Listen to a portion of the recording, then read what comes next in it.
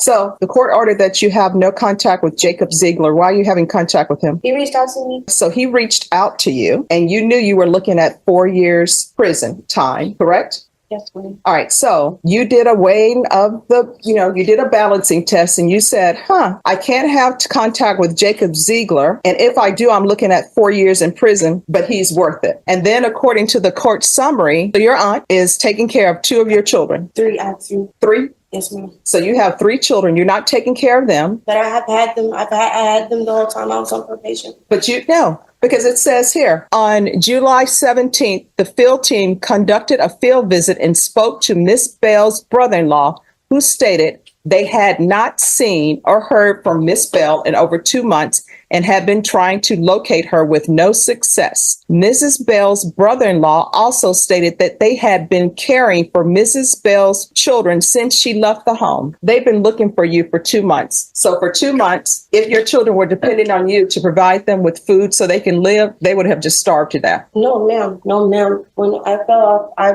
called my aunt and I let her know they've been taking care of their. You call your aunt and let her know, I'm going to go be with this Jacob person because he reached out to me. No, I let her know that I messed up. I did drugs and I was scared and that I didn't want to be around my children that way. All right. So basically what that means is financially, you were not supporting your children. And if your children were dependent upon you to live, they would not have survived because you're not providing them support. You're just making all of these bad decisions and somebody else is paying for your bad decisions. They're supporting your children. Now you went off with this Jacob person that there was supposed to be no contact with. And the only thing that you've come back with is pregnant with his child. And for the court to say that you to have no contact with him, obviously he was not a good person to be in your life. All right.